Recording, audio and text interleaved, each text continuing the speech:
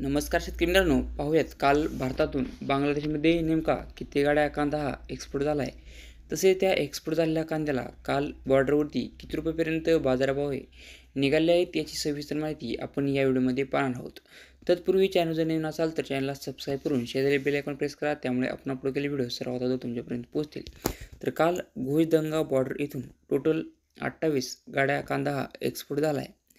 तर मेहदीपूर बॉर्डर इथून टोटल 30 गाड्या कांदा हा एक्सपोर्ट झाला आहे.